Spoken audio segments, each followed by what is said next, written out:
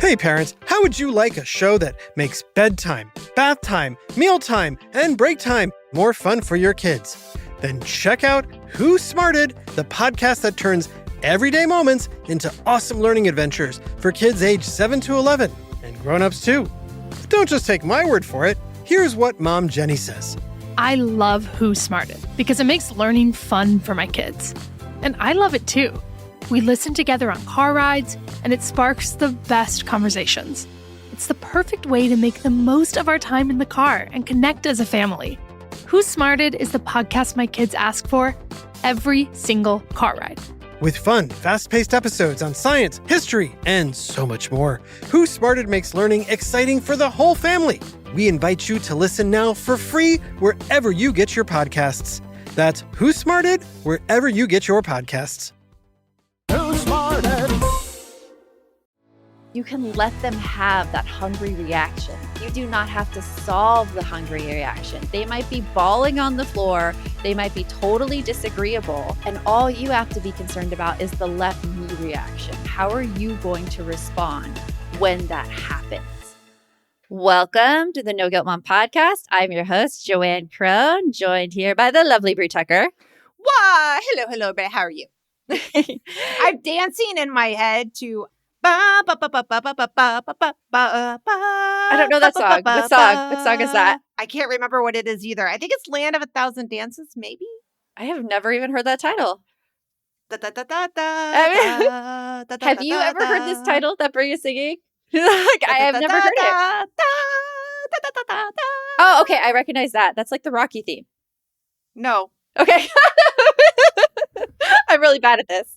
You guys, this is what Joanne has to put up with every day. Me just randomly humming things and being like, oh, hold on. I can't quite dig through that perimenopause brain fog. I know it's in there somewhere. It's in there. The randomest crap that comes out of my mouth sometimes. I don't know. It's like A, B, C, easiest 1, 2, kitty. It's ADHD, but yes. It is. Well, I always say, like, I'm very blessed to have people in my life that are willing to learn Brie speak. And yeah. It works out. Yep. Well, today we are talking, Brie, about one thing that you can let go of and let go of control of. Because what if the secret to less stress as a parent isn't more control over what your kids do, but actually letting go? So this comes from a book that we did a book club on in our Balance membership. It's called The Let Them Theory by Mel Robbins. And Fantastic. It impacted everyone so much. Like, our members were saying, I mean, shout out to Jamie. She said that this was the first book in years that actually helped her. Helped her see things in a new way, helped her do things differently. So today we are taking Mel Robbins' Let Them Theory and we're translating it to the parenting chaos that we all see, because there is a way that we can make our parenting lives easier by just letting them. Make sure to stay until the end of the episode too, because we have a 5-day challenge for you that you could take to really use this Let Them Theory in your parenting life. And you're going to find out how to get it at the end. So now let's get on with the show. You want mom life to be easier. That's our goal too. Our mission is to raise more self-sufficient and independent kids, and we're going to have fun doing it. We're going to help you delegate and step back. Each episode will tackle strategies for positive discipline, making our kids more responsible and making our lives better in the process. Welcome to the No Guilt Mom podcast.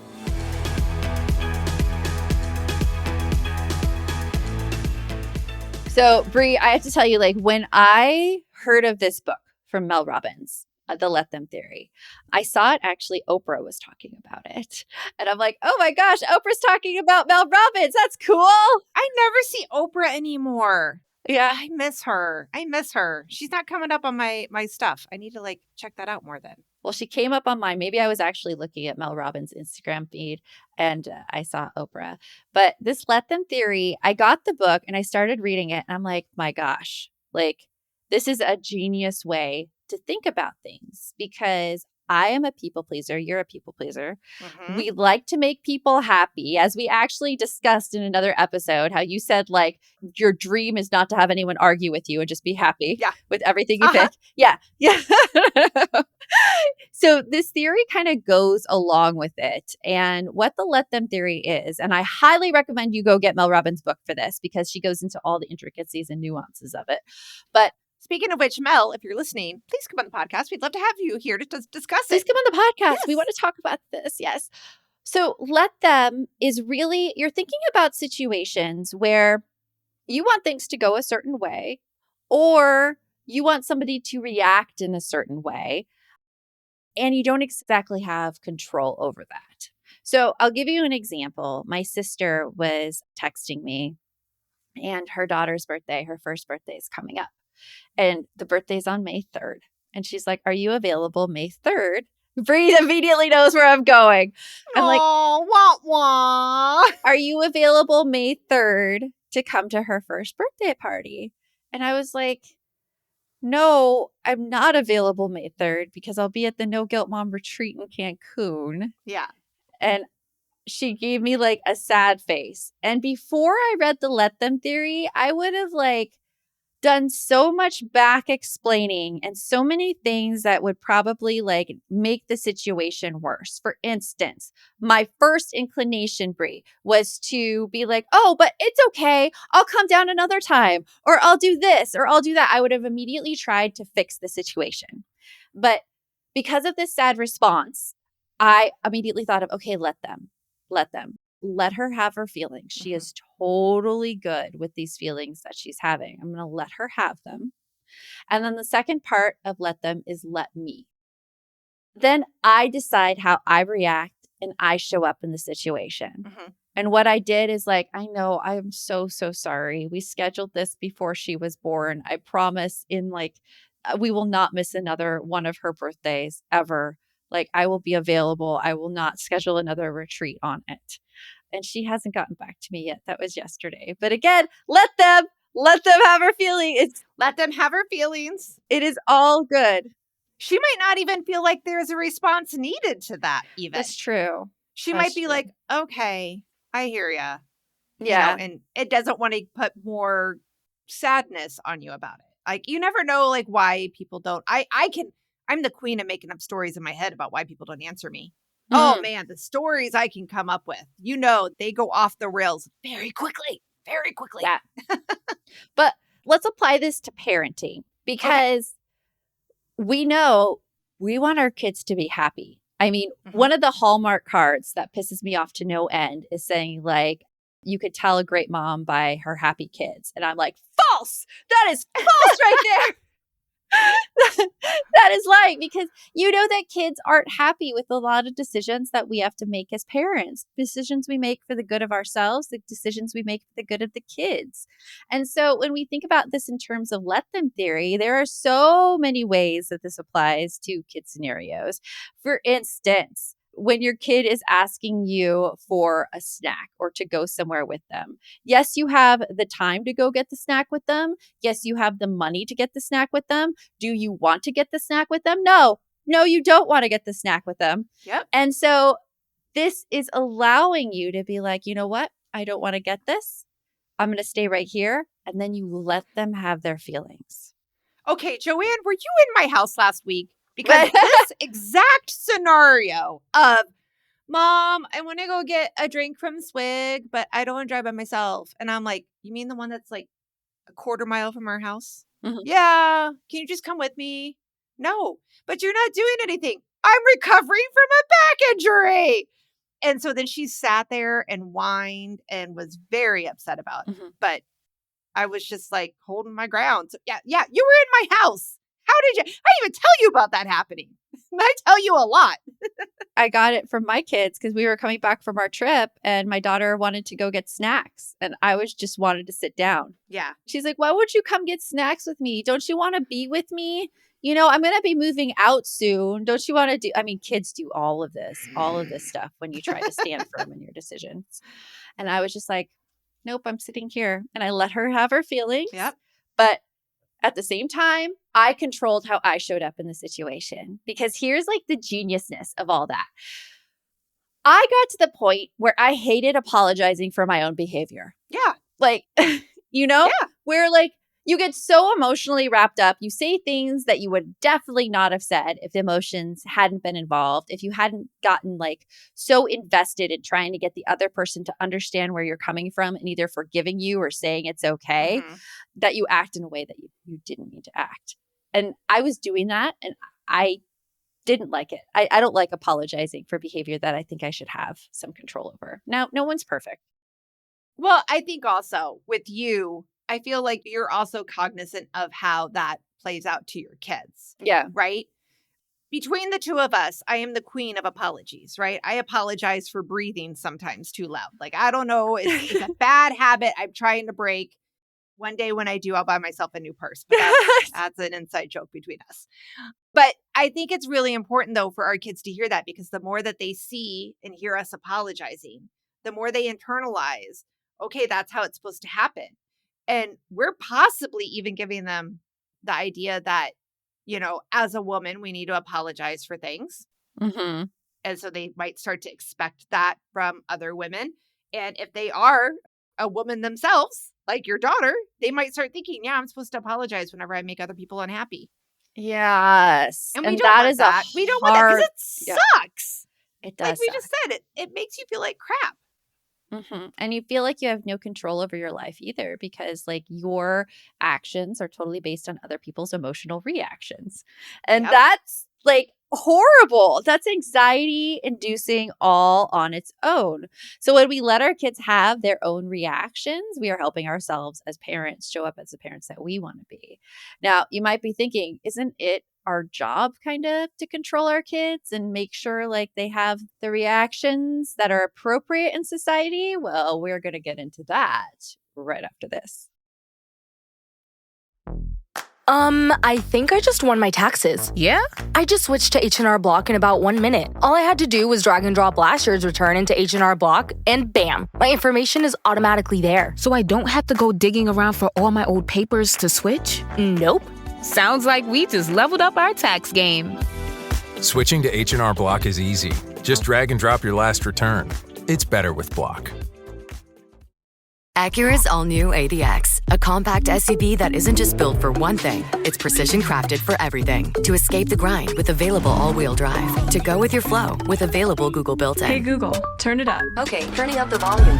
And crafted to be heard with an available Bang & Olufsen premium sound system. The all-new Acura ADX, crafted to match your energy. Acura, precision-crafted performance. Take your vibes and go, go, go, go. Google is a trademark of Google LLC. So good, so good, so good.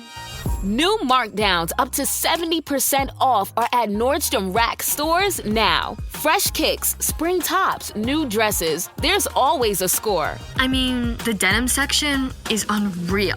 Why do I rack? All the dresses. I always find something amazing. Head to your Nordstrom Rack store to find can't-miss deals on all the spring things. Great brands, great prices. That's why you rack. So you might be hearing this let them theory, and one of your yeah buts is, but aren't as parents we're supposed to lead and help our kids learn to control their own behavior or control how they act in certain situations? And to that, we have some little questions you can ask yourself about it. But Bree, you had a scenario happen where the control kind of backfired on you. I did. And it was a response I wasn't ready for, but at the end, I had to do the let them. Yeah. Okay. So my son, he has a part-time job. A lot of times he closes at that part-time job. And the part-time job is like, I don't know, a little bit less than a mile from my house. And when he closes, he typically gets home between 10:30 and 11 o'clock at night. And that does sometimes happen on school nights, but he's a senior. He knows his workload. I feel like he can juggle that. No problem.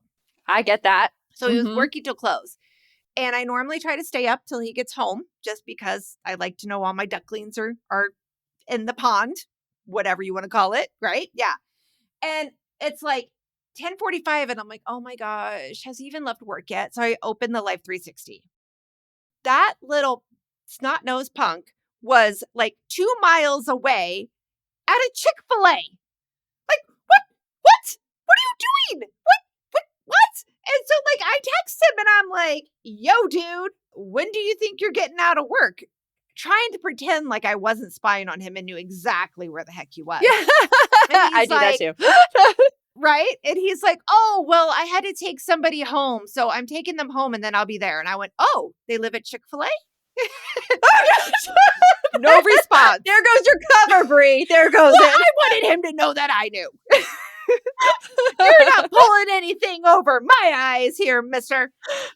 And so he like doesn't text me back right away. And then he's like, well, we're hungry. And I'm like, you better get home soon is all I got to say. Like, you know, you've already left to take this person home, but you better get home soon because you have school the next day. And he's like, yeah, I know. And so I did end up going to bed because I was like, forget this. I'm not staying up for this now at this point. If I stay up, I'm just going to be more mad. I'm just going to allow myself to stew in this because now I'm getting less sleep. And I'm like, what made you think that was an okay decision to make? Like, really? So I went to bed and he ended up getting up and going to school the next day. No problem. Made it to school. Actually, no, wait. Oh, no, he didn't. That's what I was going to tell you. So the next morning I get up and I get up like, they had to be at school by like 7:20. And I get up between 7 and 7:30. I'm a late riser. And then like I mosey out of the bedroom and I look at the hallway and I notice his door is shut. And I'm like, okay, he normally leaves his door open when he leaves. I'm just going to go check. Open the door. Nope, there he is in bed, still sleeping. And so I like shook him awake and I'm like, Robert, it's 7:30. Do I need to call you out from school today? Because to me, I'm thinking like, all right, my son never misses school. So if he had to miss school one day because he was tired, he's going to be punishing himself because he'll be behind on homework and all of that. And he'll have learned his lesson about staying out till midnight on a school night. He jumps out of bed and is like, oh my God, I slept through my alarm. No, I can't miss today. And he like rattles off some stuff and he's running and getting dressed and just dashed out of the house. So it was one of those things where it was like the natural consequence was able to come without me having to impose any, like, you made the wrong choice, trying to control the situation, like yelling at him. I could have like grounded him for going out to midnight on a school night, which he is not allowed to do. But instead, he dealt with his own things. You let him and he dealt with his natural consequences. Yeah. Definitely. Yeah. So it was crazy. It was hard. It was a hard one to let them. It was a hard one. It is. It is a hard one. And like this whole theory is why, like, I think it's stated so simply, but also he probably would have been fighting against you if you told him to come home then. He would have he would have started like the biggest argument in the world. And then it wouldn't have been about the problem of not being able to wake up. It would have been about a problem with his mom, like that he's fighting against. So like just giving up that control is awesome. So you might be thinking, like, when is control really necessary when it comes to kids? I mean, obviously, the younger kids are, the more impact you have in their lives. And it becomes kind of a weaning off process as they become teenagers and then eventually moving out. So the way I look at it is control is necessary when it has to do with like safety or health, first of all. Like, you need to go to the doctor and we need to do a well exam so you can get some vaccines. That's a non-negotiable on my part. Yep. Or like the one that I held as a non-negotiable is here in Arizona, we have the driving rule where you're not supposed to have more than one person in the car with you the first 6 months you have your license. And that was a rule that my daughter, I mean, I wouldn't have known if she goes like off of it, but I kept firm to like, that was my expectation of things. So then if she decided to go against it, like, girl's on her own. Like, I mean, like, I just wanted to make sure I was crystal clear on those because when they get to teenagers, you can't really control them at all. Like, it doesn't work. You think anymore. you can. You think you can. I'm just going to give that little shout out to y'all. If you have a friend or somebody in your life that's like, you need to like be like really bring that hammer down so that they don't fall in with the wrong crowd and all of this stuff, which by the way, we do talk about this on the episode that aired, I believe, a week ago. Yeah. With Ned and Bill. But the more you try to control and say like it's my way or the highway, we got to tell you, this the better your kids get at figuring out a way to get around you or figure out that they feel resentful towards you. Or yeah, because like a lot of times with control, if it's really not a necessary thing, and I mean, we're going into gray area right here. So like things like bedtime, things like food choices. Food choices is a hot button one because I believe you cannot control what your kids put in their bodies. Like you cannot completely control that. It is their choice to eat. And if they get that choice to eat taken away from them, they are going to either develop really unhealthy eating habits or they're going to not be able to listen to their body on what to eat. Now, of course, there are other things you could do. I mean, don't buy the junk food or anything when they're younger kids, but and you it's can not something expose where them, right? Like you can expose them. Yeah. Yeah. Yeah. We're just saying, like, the age old, you're going to sit there until your plate is clean is not going to work out as well as you think it will. It really won't work out. And I know there's a lot of fear that comes, especially with the eating issues. I mean, like, I've seen it play out where you're afraid that your kid is going to be hungry later and they're going to want to eat at an inopportune time and be hungry when you don't have food around. And you'll have to deal with the consequences of them being grumpy and everything like that. And to that, I say, yes, this is where let them theory comes in because you can let them have that hungry reaction. You do not have to solve the hungry reaction. They might be bawling on the floor, they might be totally disagreeable. And all you have to be concerned about is the let me reaction. How are you going to respond when that happens? When your kid is crying, when your kid is hungry later? What's your response going to be? And a lot of times, like, I mean, I've dealt with that too. And my response is like, oh, I get that when I don't feel like eating sometimes and then I'm hungry later. I've learned like I just have to eat. Yeah. Sorry, bud. Know how that feels. Because like we have an epidemic of young adults being put out into the world that haven't had experiences, haven't had the decision making, and have some difficulty with trying to figure out how to work through solutions. Mm-hmm. Because when they're with us, we're so used to making those decisions for them and trying to keep them within the confines of what we feel like is okay, that once they get out there, they're like, oh crap, where's the pasta water at the grocery store? I had no idea. That's water from the sink after you cook the pasta. Or like Brie, they end up going off to college and they're like, I don't know how to turn on a washing machine. You do get all those things. So up next, we're going to talk about those decisions that seem a little more high stakes and how you can kind of wean yourself into that. This episode is brought to you by Progressive Insurance. Do you ever find yourself playing the budgeting game? Well, with the Name Your Price tool from Progressive, you can find options that fit your budget and potentially lower your bills. Try it at progressive.com. Progressive Casualty Insurance Company and Affiliates. Price and coverage match limited by state law. Not available in all states.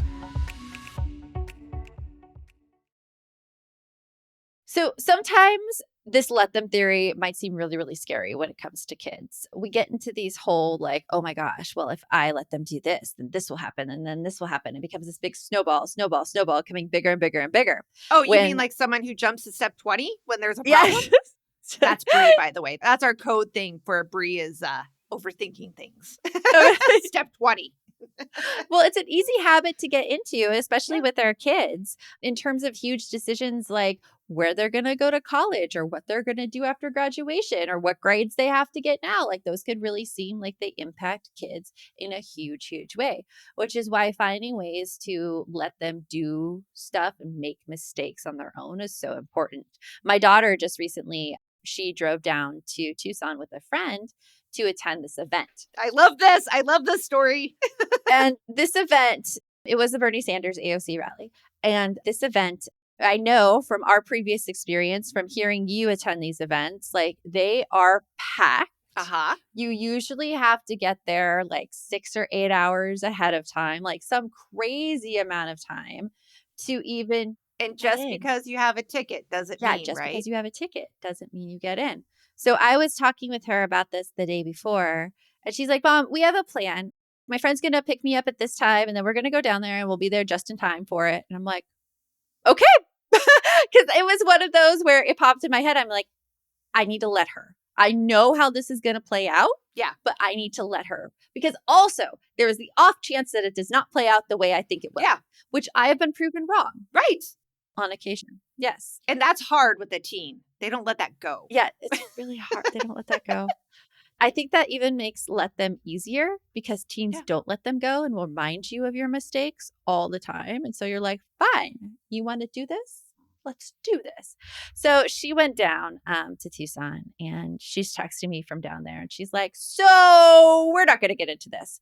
The line was held at a high school and the line wrapped around the neighborhoods, like probably a good mile the line was to get in. And what was even more like devastating to her is the line was cut off 10 people before them. Oh my God, how ouch. That is like salt in the wound. That is salt in the wound. Oh my God. So it was a good experience though, because I mean, now if she wants to attend those events in the future, I don't need to remind her anything. Yeah. I don't need to tell her anything. She will be like, oh, in this experience, this happened. And so I'm going to do it differently this time. So when you come to those decisions, you really have to ask yourself some questions. Like me in this experience, like what am I actually afraid of? Am I afraid of her being disappointed for not getting in? Yeah. That's fine. Yeah. Yeah, right? Because literally that is what your big concern was. And when you say it out loud, that's what sometimes helps you go, oh, wait, this isn't a big deal. Or like she's going to waste so much time driving down to Tucson. And I'm like, yeah, but some of those experiences of mine when I've quote unquote wasted time have been like some of my best memories with my friends. So that's what I was going to say. I have yet to find a teenager that goes on a road trip without their parents that doesn't have a good time. But go on. The next question is this about my safety or comfort?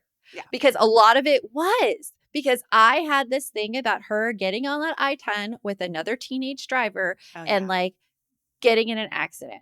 Especially with the driving thing, I go back to Brene Brown and her work all the time. And it's not that something actually bad will happen.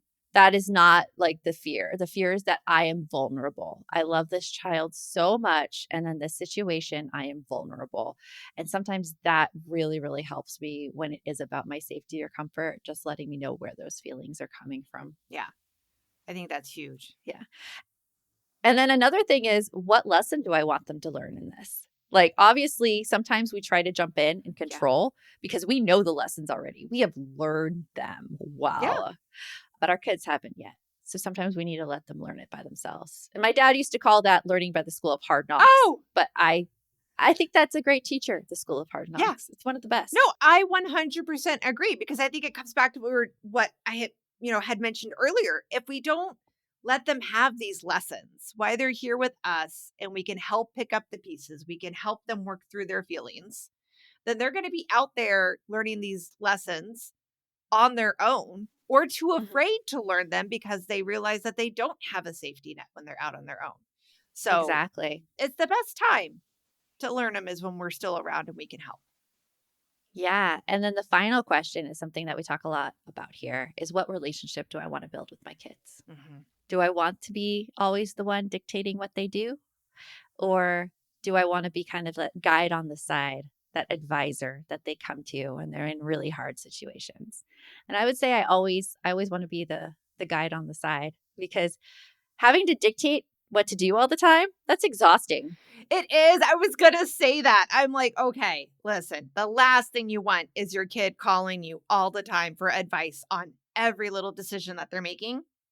It can become exhausting. So it's just as bad as we talked about this on a previous episode from last week. It's just as bad as having that third child in your house, your husband who we refer to as your partner. Yeah. If you feel like you're parenting a third child, that's other decisions that's another let them episode. Yes, Go consult Mel Robbins' book for that one. Yes. Yeah. With the adults. But with kids, when you actually let them do the things, there are so many great things that can happen with your relationship and with them. So another thing you're doing for kids when you're letting them is you're giving them agency and control over their own choices. And our interview with Ned Johnson and Dr. Bill Stixrud in episode 356 of the No Guilt Mom podcast, which you should totally go listen to, is Kids need agency and control over their own choices to actually be engaged in the world. If they feel like nothing they do matters, you're not going to have a child who actually becomes an active citizen. Right. They'll be standing back waiting for things to happen to them. Yeah. So there's so much good. Waiting for the surefire yes, the surefire do it. And life is very limited in that capacity for most of us. I wish people told me more what to do in life to succceed. I really do. Like, That's my I point. really do. I think There's that all the time in almost entrepreneurship. nothing Yeah. is a given in life. Except for, what is it? What do they say back? Or they used to say death and taxes. Death and right? taxes. Yeah, almost nothing's a given. So you're Mhm. going to have to try things that are a little wobbly. You're going to have to put yourself out there. Yes.